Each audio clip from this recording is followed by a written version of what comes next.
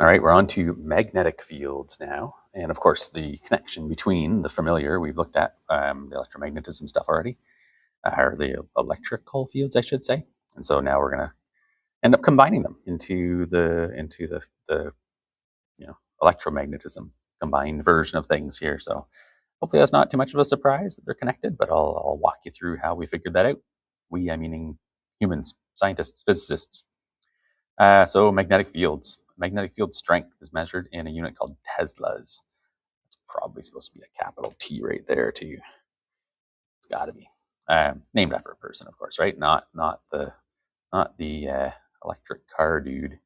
It's the original Tesla that discovered a bunch of stuff to do with electricity and magnetism. Anyways, it's 1 Tesla, which is 1 kilogram per coulomb second. So you'll see how that kind of works out. And so the law of magnetic pole states, of course, that opposites attract and likes repel, starting out with the basics here. This push-pull occurs because magnets have magnetic fields. Sound familiar, right? Electric fields, magnetic fields, which, of course, doesn't really explain anything, but it gives it a name, right? The electric fields or magnetic fields idea, field theory, right? Not about explaining, it's just about describing, feeling good about it working. Just as with gravitational and electric fields, magnetic fields can be depicted visually through magnetic field lines. The direction of the fields of force and the field lines communicated by test compasses. So basically, you can put a compass in to see what the direction of the field is, what the direction of would be on a magnetic material, like putting a charge in place. By convention, it's the direction north pole of a compass points when placed in that location. Okay, so you went away from the north, and I always thought of it in high school as like people leaving the north to go to the south for vacation this time of year when it's snowing when it shouldn't be. Historical note: this lesson was done in early April, and a good week in April, and lots of snow. And everybody's super happy about it, I'm sure. Anyways, here's a magnet, and so there's the north, and so out from north and around, right? So the direction's like that. Out from north and around, so the direction's like that. Okay, that's your magnetic field lines for the magnetic field. And of course, we already mentioned before that this doesn't explain anything, but the quantum electrodynamics that talks about the exchange particles and so on, that really puts our money where our mouth is, kind of thing, about actually explaining something. So there's the iron filings can set up as little compasses.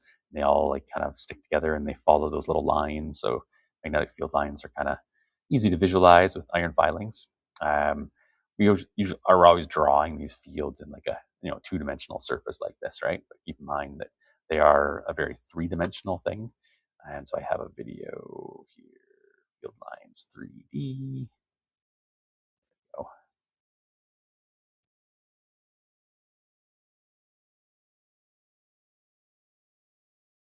So this is a nice little visualizer, if we will, has an oil with a bunch of iron filings in it, and put the magnet in, and the field lines start to be visible as the iron filings all attract each end, and these ones become magnetic too because of what's called magnetic induction, and so on and so on. So they sped it up for us so we can see those field lines in action, right? And so I think, they're going to turn it around so you can see like it's three-dimensionally out and around, out and around, out and around in all spatial directions, which, hopefully more obvious having seen that. And the other one was this weird name here, the 7011A, of course, or 0011A. What is this? Oh, yeah. Bunch of little magnetic toys here. First, take a quick look at the construction of the 3D magnetic field demonstrator. As you can see, it has 6 acrylic panels, which are covered in little compass needles, about 45 per panel. So we have around 270 little compasses attached to the field demonstrator. So that's what each little iron filing becomes, right? So it's another nice little demonstrator for it. Now, if we look at a bar magnet, this is a cylindrical bar magnet. You don't see too much. It's got a north and a south pole. But you don't see the magnetic field at all. But if you bring it up near the magnetic field demonstrator, you'll see that the little compass needles align themselves. You should point out, by the way, that this thing's kind of stuck in place, showing magnetic fields. He should have jumbled that up a little bit before doing this video. But with the field lines. So let's see what the magnetic field lines look like around the whole bar magnet. Now the field demonstrator has a removable panel. Insert the magnet. See how they all snap in place. Slide the panel back in again. There we have it. The invisible is revealed. So they shouldn't have been in that shape originally, really. And then you can see, like, between other things as well, like between a horseshoe magnet and so on, disc magnets and so on. Right? So just, again, just three-dimensional magnetic field line visualization, kind of nice. Historical magnetism, so ancient Greeks, city of Magnesia. And apparently early Chinese knew about strange, rare stones, possibly chunks of iron ore that had been struck by lightning or something, but basically natural materials that they found that were magnetic. They called them lodestones. And I think lodestone is related to like a guiding system, like the leader kind of thing. And so magnetic compasses and so on, right? They could use them for guidance. They'd freely, when they're freely suspended, they point north-south, and so you can use them for navigation. It's your lodestone. Maybe, I don't know. There's a link there anyways. I have to look it up exactly. But anyways, it was discovered, right? And so the magnetic compass, of course, soon spread to Europe because it was like this neat invention. It was really helpful for navigation. Around 1600, proposed explanation that the Earth itself is a giant magnet. The details of how that, I don't think that's really well understood even actually now, like how exactly that magnetic field exists. Think of it as like spinning charges in here maybe, or something. You'll see that link later in our course. This lesson, I think, actually. So yeah, modern magnetism, of course, magnets we use now are iron, alloys of iron and cobalt and nickel, typically. So there's the field lines, of course, right, showing the magnetic poles and so on. Magnetic materials, your ferromagnetic materials, your strong magnetic materials, just those three out of the entire set of all the elements that make up the universe around us. And so there's three forms, three types, three groups of magnetism: ferromagnetism, paramagnetism, and diamagnetism. So ferromagnetism is strong magnetic, paramagnetism is not very much, and dia is like it opposes magnetism. Okay, so the iron, cobalt, and nickel, they are nice. They're good with magnetism. They support magnetism and so on. Paramagnetic are things that are kind of magnetic, but they're not super magnetic. Magnetic permeability, we'll look at what that means in a second here. I may as well jump ahead to it. Magnetic permeability is really defined as the magnetic field that's there with the material present divided by if it wasn't. So what it really ends up being is a multiplier, and we'll learn about what the core material. Like they're really talking about magnetic field around a coiled conductor. But really, it's the same is true for any magnet. If you have a magnet and you put it near a magnetic, like a ferromagnetic material, then it actually increases the magnetism. So if you have a little disc magnet and you put it in like a little puck shaped thing with an indent for it made out of iron, it'll be way stronger magnetically than just the magnet on its own. Okay, so that's what permeability is. Magnetic permeability is. Okay. So we'll learn about solenoid soon, but the idea is that these things make magnetic fields stronger. So if there's just a vacuum, magnetic field's just what it is. So it's a one by definition. Water and copper and things like that reduce it slightly, but not much. Aluminum doesn't reduce it at all. But things like nickel and steel and iron, like iron increases magnetic field strength by 7,000. Like it's a huge difference. We had a shop teacher here doing a project, a windmill project. And so instead of just having disc magnets that were moving near coils of wire, which we'll learn all about that, but he had the disc magnets, sitting in a little, like I said, a little cup shape of steel, and it just amplifies that magnetic field strength and increases your efficiency of your device. Kind of neat. So just think of it as like the magnetic field is having trouble permeating through space, and it's way happier trying to permeate through steel or iron or nickel or cobalt. So back to this guy here. Neat thing to do with paramagnetism is that liquid oxygen is magnetic. So I've got a video ready for that one. One of these guys here. Which one? It's the downloads one, I think. Liquid oxygen is magnetic. Something that wouldn't have a chance to see in normal life. That are attracted to magnets. Now, I'm not talking about something like ferrofluid, which is tiny iron particles suspended in a liquid, although that is really cool to play with. Liquid oxygen will actually be attracted to a magnet itself. Let's make some liquid oxygen and take a look. All right. This is our cooling coil. Oxygen's going to flow through it, getting cold. Let's add our oxygen gas. The gas is flowing down. So that's a bath of liquid nitrogen there, right? So oxygen is just going through, condensing, and then eventually that air pressure pushes all that condensed oxygen out of this tube into this. I'm surprised it doesn't have this, sitting in liquid nitrogen too to keep it cold, but seems like it works. The coil, but as it cools down, it condenses, so it takes some time before any of the liquid actually starts flowing out. Our first drops of liquid are flowing out of our nozzle and collecting at the bottom.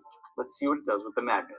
Well, because of the heat in the magnet, so you should see little like bit of a blue tinge there. That's liquid oxygen. Has a little bit of a blue color. It's kind of neat. But oxygen is definitely boiling, but it can also pull some out stuck to the magnet. It's not frozen, it's still liquid, it's just stuck to it like a magnet. Is the blue color showing up on camera? Nice. A nice blue liquid just kind of pleasantly magnetically stuck to the magnet. This very neat. Very neat. There's also a video out there somewhere where there's two opposing magnets that are close together, and they pour liquid oxygen through, and the liquid oxygen kind of gets stuck between the magnets. So I like that. I like that. This video even better, so I showed that one. And then diamagnetism, copper, silver, slight decrease. So they fight against it, but no, not Superman or anything. So hopefully I don't get dinged with copyright stuff here, but shout out to Minute Physics and Veritasium for their awesome work. So I'm going to show this video here, and I'll just put this on our course site directly if it's a problem for copyright, but kudos to them. So magnets, how do they work? Let's do that. So I have so many windows open right now, but I needed to. How do they work? There we go. Lots of videos to show. We needed to have windows open. There we go. If you take a piece of wood and put it next to another piece of wood, nothing happens. And if you take a piece of granite and put it next to another rock, still nothing. But if you take this piece of iron and put it next to this other piece of iron, magnet. Magnetic objects are able to magically attract at long distances because they generate magnetic fields that extend invisibly out beyond the object. But the mystery is this: where do magnetic fields come from? Well, that's easy, Henry. We've known for a long time that electricity and magnetism are really just two sides of the same coin. Kind of like mass and energy or time and space. So this guy is Veritasium, it's Derek Muller, and then the original guy is Minute Physics, of course. Minute Physics is interesting. He did a bunch of little neat animations about physics. You may have seen them. And then he, progressed from there. He got hired by the Perimeter Institute and worked with the Perimeter Institute in Waterloo. That's a major theoretical physics research institute that you'll end up knowing about and maybe having a chance to go to. I was there once for a physics teacher conference. It was pretty awesome. But it's a really high end theoretical physics research institute. It's like a think tank for physics research, and it's right here in Ontario. Pretty awesome. People from all over the world come to work on special projects. They're dark energy, quantum computing, dark matter, things like that. Be transformed into one another. String theory. And in fact, a magnetic field is just what an electric field becomes when an electrically charged object starts moving. That makes sense for explaining why a current of electrons flowing through a wire causes this compass needle to move, or how currents in the Earth's outer core So that's Hans Christian Ørsted. I'll show you in a bit, but yeah, that wire and the magnet responds to it. That was the discovery, right? That was the discovery that got humans, Hans Christian Ørsted, to realize, like, oh my gosh, like electricity and magnetism are linked. Generate the geomagnetic field. But a bar magnet or the compass needle itself are just pieces of metal without any electrical current running through them. Or are they? At the microscopic level, there are loads of electrons whizzing around the atoms and molecules that make up any solid. Right. This brings up an excellent point. The magnetic behavior of any everyday object is influenced by a fascinating combination of effects ranging from the level of particles to atoms, collections of atoms, and collections of atoms. First, individual particles. Unlike the everyday workings of gravity and electricity, permanent magnets can only be fully understood as a quantum mechanical effect, in much the same way that particles like electrons and quarks have fundamental properties called mass and electrical charge. Most particles also have another intrinsic property called tiny magnet. Just kidding, it's called intrinsic magnetic moment. That'd be the best if it was called tiny magnet. But really, that's just technical mumbo-jumbo saying that particles with electric charge also happen to be tiny magnets. If you want to know why they're tiny magnets, well, you may as well ask, why are particles charged in the first place? Or why do objects with mass and energy attract each other gravitationally? No one knows. We just know that's the way the universe works. Exactly, and since the 1920s, we've known that each individual electron or proton is basically a tiny magnet, which brings us to the level of atoms.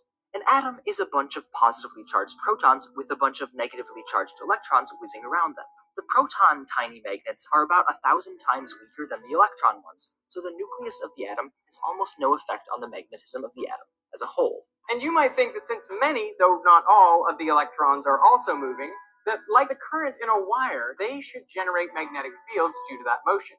And indeed they do. These are called orbital magnetic fields. Except these don't usually contribute to the magnetic field of an atom. Here's why.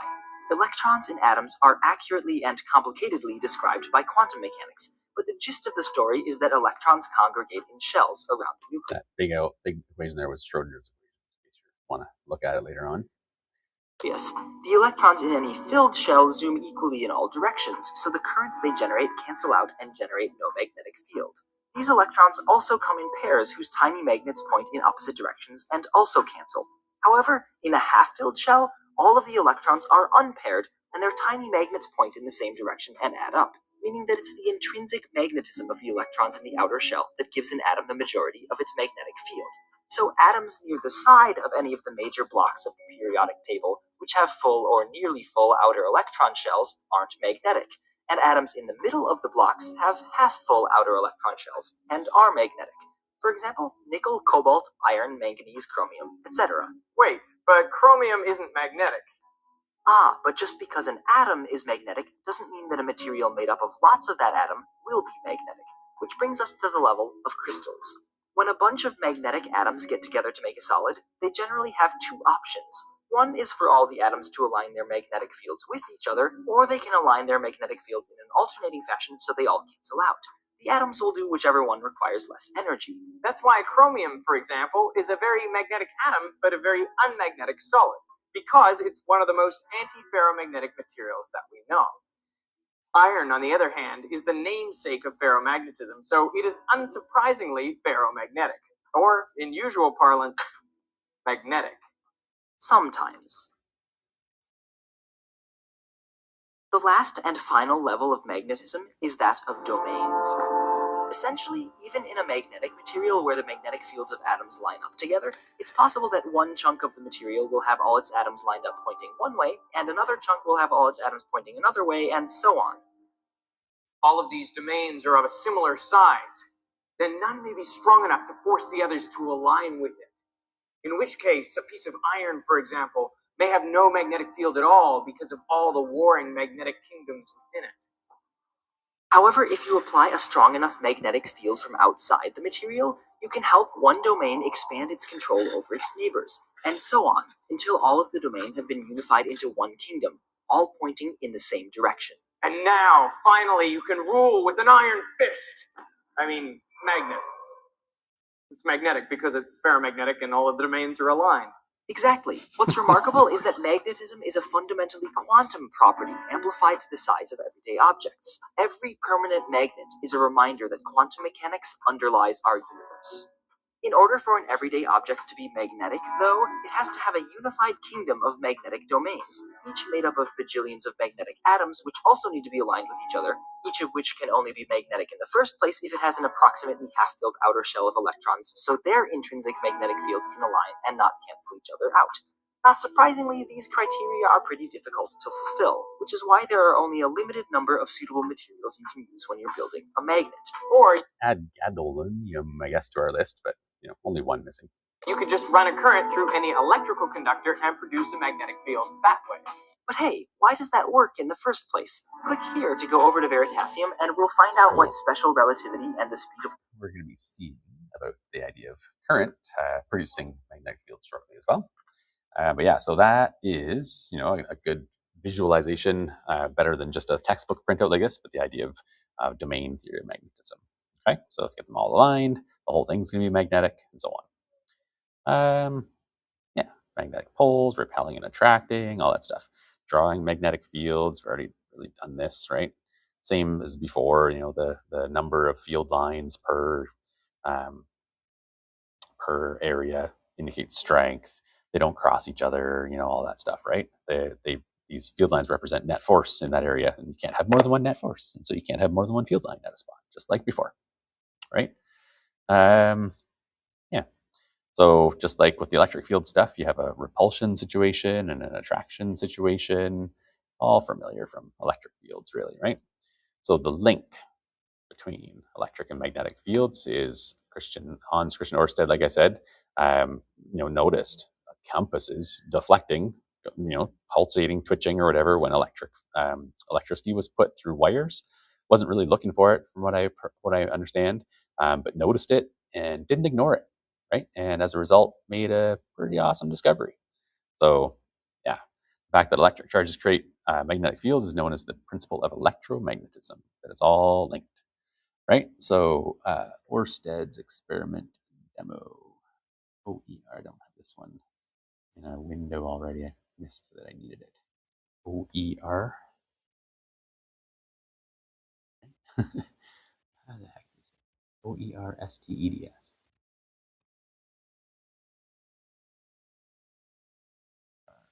Oh, there we go. All right, so I want to do demo first. I don't know. I seem like I have them labeled backwards there, but we'll watch them both. So let's do demo first. So you already saw it in the video too, really, but Para repetir el experimento de got a wire. Necesitamos un cable, Got a una brújula. compass. Ponemos el conductor encima de la brújula, paralelo a la aguja de esta última. Y ahora, con una pila de 9 voltios. And when the current flows, you'll see the compass deflect. So current goes on, and boom, the compass twitches. It's trying to line up sideways, but it doesn't manage to go quite all the way. Right? So this demonstration, and then explained. I don't know if I need this anymore after the. Hans Christian Ørsted performed a celebrated experiment demonstrating that an electric current passing through a wire could deflect a magnetic needle. The experiment can be reproduced by means of the following apparatus. A wooden base carries a magnetic compass. A brass frame above the compass holds a thick copper wire with a small clip at each. So brass frame's good because then it's non-magnetic, right? So you're not introducing magnetic fields in the area. A pinion is used to raise and lower the wire above the compass needle to determine the distance. You don't really need all these details, I suppose, but two ends of the wire are connected to the electrodes of an array of batteries, and a current is sent through it. We observe that the needle deflects towards a position at a right angle to the direction of the wire. Okay, so that is what happens. So that's what Hans Christian Ørsted noticed.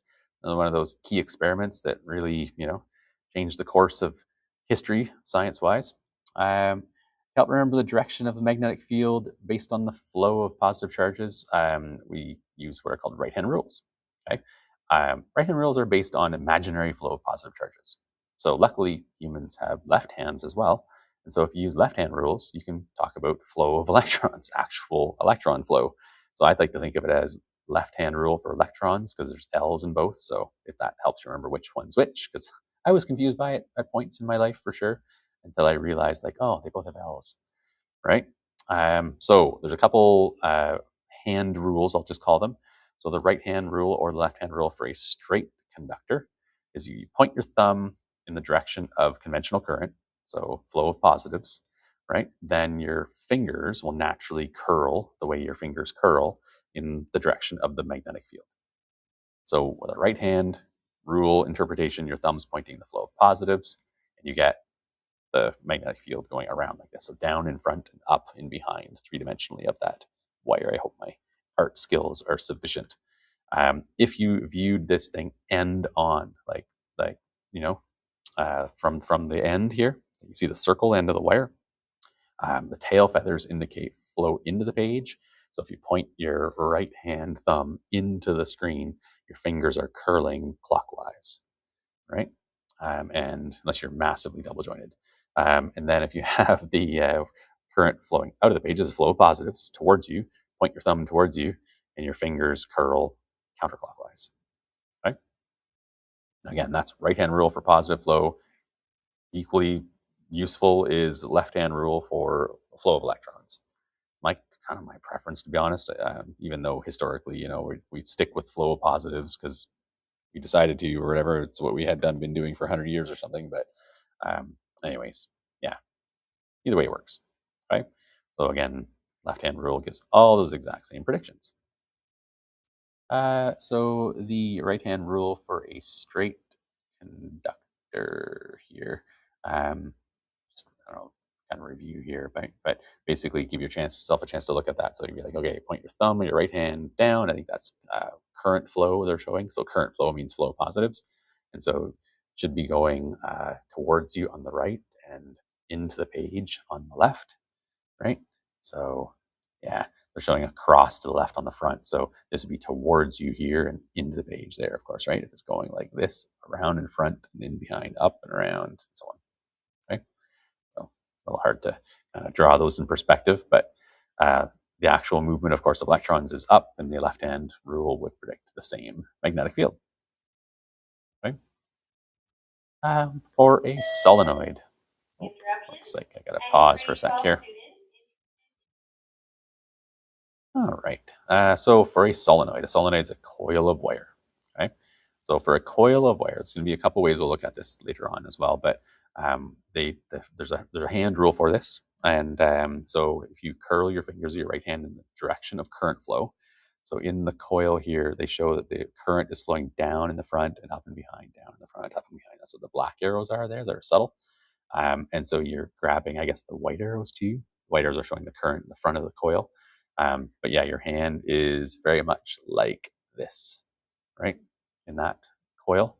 And so it's just a different hand rule representing different things. This in this case, the curled fingers are representing the magnetic field. In this case, the curled fingers are representing the flow of positive charges. And the nice thing is then your thumb points to the right, right? So your thumb points in the direction of magnetic north. So really it's the exact same picture as this one, right? I don't know if I can do that whole thing. Let me just see if I can copy and paste. Oops, I don't want the new page. I just want to extend the page, paste that hand drawing in, and I will just modify. Oh, it's a static picture. I can't regroup. So let me have my touch screen going right now. So I'm going to scratch out these guys. Actually, I'll just do this, scratch out this, right? And just say, okay, this red is now current, like that. And scratch out this, and that is instead north, right? I think there's diagrams on the next page, but I mean, just going through this, I think helps, right? So yeah. So there's your hand rule things, right? So direction of current flow and your thumb. And versus if you looked at the current electron flow, so if current flow is down in the front, up and behind, electron flow is the exact opposite, up in the front. So your left hand rule points to the right, just like your right hand does, but the opposite directions here. Electrons going around in a circular path. This is kind of the one that I think of as the fundamental. Because if you look at the model of the atom, like what an atom is, electrons going round and around, north points up, right? So I like to think of this one really as the fundamental hand rule. Yeah, so when we're looking at what causes materials to be magnetic, where are their electrons going around and around? In the atoms, of course, right? So we have electrons going around and around, and the north would point up. And some atoms have the electrons going the other way, right? This way, and so the north points down, right? And so that's when they're talking about like spin up versus spin down. Could be wrong on that one, actually. Just other quantum properties as well. I have to check that. But yeah, there's your model of the atom. You got your electrons moving and so on, right? So yeah, electrons going around, north points up, and so on. And then domain theory explains why not all materials are magnetic, right? As we saw in the video. So coiled conductor, here's a question where we've got current flowing. Notice it's flow of positive. So if you put a positive test charge in right here, a little positive there. If I put a positive here, it's going to repel away from the positive of the battery. It's going to go up like this. It's going to go down in front, up and behind, down in front, right? So if you take your right hand and you coil your fingers, put your right hand, your palm facing you, your fingers will curl in the direction of those wires, the flow of the positives. Your thumb points to the right? So, yeah. So check your understanding here, draw magnetic field lines around these things. Each one is flow of positives, I believe. Yeah, the direction of the current is shown. So in this one, the first one, you're pointing your thumb to the right, and then your fingers are going to curl down in front and up and behind, right? So like that. And this one's the opposite way. So your thumb or your right hand's pointing the other way. So it's going to go up in the front. And then the little dot, this is all current flow. We could analyze, obviously, the exact opposite. Say, electron flow is actually to the left. So use your left hand. Your thumb points to the left. And now your fingers are also curling down in the front. The little dot is the tip of an arrow coming towards you. It's out of the page. I forgot to mention that before in that definition or notation. So right hand, thumb pointing kind of to your left and out of the page a little bit. Your fingers are naturally curling like this. And vice versa here now. The tail feathers of an arrow. So this is an arrow going into the page. You see the back end of the arrow. Think of the little arrow that you can visualize being part of that. There's the arrow, right? Yeah, so thumb pointing into the page on an angle to the right, your fingers are curling this way, right? So good. And we can think of that, Ørsted's experiment now, right? So notice north, south lined up like this. If we had current flowing, it says which way, sorry, the compass is lined this way actually. It says which way is current traveling. So what you want to do is you want to think, okay, let's think, if current was traveling to the right, you'd have your thumb pointed to the right, your fingers are curling kind of towards you. That would show the magnetic fields going like towards you on the top and away from you on the bottom. And if you look at the magnetic, it looks like the compass is pointed the other way, right? And so I think it's the other way around. So it's going to the left. Yeah. So if we had our thumb pointed to the left in the wire, your fingers are curling down towards you on the bottom, and that's exactly the direction that compass is pointed, little north there. If I were to use this as a test question, obviously I'd have to be more clear about what's what, but this is the north of the compass. So it shows that the north is pointing down underneath, and so it's kind of like this one, right? Down underneath, and then up around, and so on. Okay. Yeah. And then coiled conductor, so draw magnetic field lines around the current carrying coils here. Again, this is positive from your electricity stuff that we've done in the past. So that means current flow is like this. Let's do current like this, current, and then so current's coming like this, which means it's going around and coming to the left and the front. That's your current. So we want to coil our right hand in that, fingers in that direction, which forces your thumb to point down, right? And so in which case you'd have your magnetic field lines.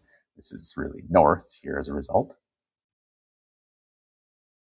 Thumb points. And so then your magnetic field lines would be like this, right?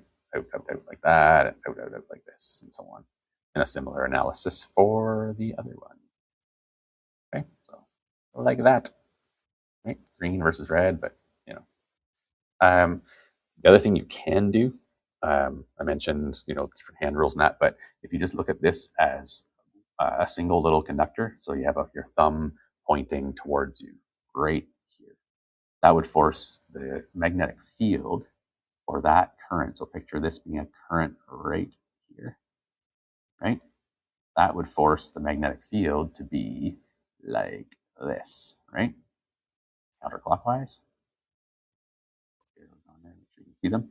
And so you'd have a downward arrow from every single one on this side, and inversely or on the other side, things flip around, the direction flips and so on. But you're also on the other side, so you have two flips or whatever. So basically you have a bunch of down arrows. You have a down arrow from here, and a down arrow from there. And that's kind of what I prefer to think of the, instead of, well, you can think of the coiled conductor rule, or you can think of it as a whole bunch of the straight conductor rules all adding up. But either way, you're getting a nice north that points this way. Okay? So practice getting, get used to the idea of those different hand rules for different situations, and should be good to go. Okay, so less math so far for this unit. A little break for you, but definitely make sure to get those spatial concepts under control. You might have seen, a TikTok or a Facebook reel or whatever, where a physics student in an exam, and they have their hand and they're curling their fingers this way and pointing their thumb and so on as they're trying to analyze their way through a situation. And that is what we just covered. Okay. So as usual, practice questions and submission, and ask me for help if you need it, and so on. And until next time, thank you for watching.